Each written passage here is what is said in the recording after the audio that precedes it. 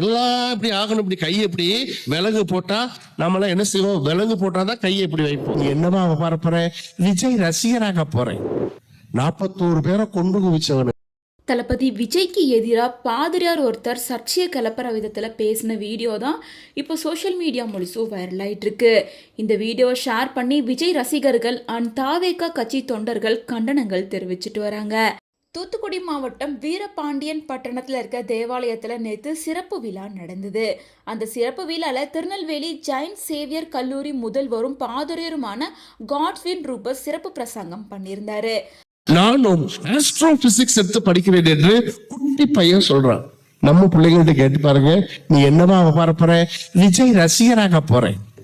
41 பேரை கொண்டு குவிச்சவனுக்கு சரியா எல்லாம் இப்படி ஆகணும், இப்படி கையை இப்படி விலங்கு போட்டா நம்மளாம் என்ன செய்வோம்? விலங்கு போட்டாதான் கையை இப்படி வைப்போம் இல்லையா?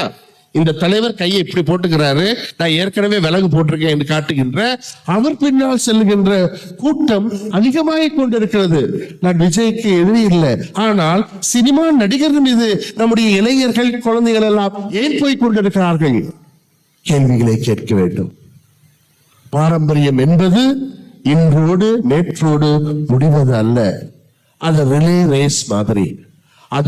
அதில் அவர் பேசும்போது ஃபாரின்ல இருக்க குழந்தைங்களை எல்லாம் கேட்கும்போது நான் ஆஸ்ட்ராலாஜிக்கல் படிப்பேன்னு சொல்லுவாங்க. அதே நம்ம ஊர் பிள்ளைங்கள்ட்ட கேட்கும்போது நீ என்னவாகிற அப்படின்னு கேட்டால் நான் விஜய் ரசிகனாக போகிறேன் அப்படின்னு சொல்லுவாங்க.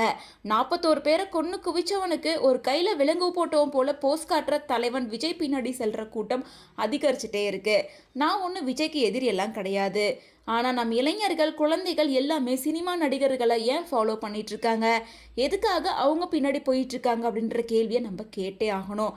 பாரம்பரியம் அப்படிங்கிறது இன்னைக்கோ நேத்தோ வந்து முடியறதில்ல, அது தொடர்ந்துக்கிட்டே தான் இருக்கும் அப்படின்னு பேசியிருந்தாரு. இவரோட இந்த ஸ்பீச் வந்து சோஷியல் மீடியாவில் வைரல் ஆனதுக்கு அப்புறமா விஜய் ரசிகர்கள் அண்ட் தாவேகா தொண்டர்கள் பலருமே கடும் எதிர்ப்பு தெரிவிக்க ஆரம்பிச்சிருக்காங்க.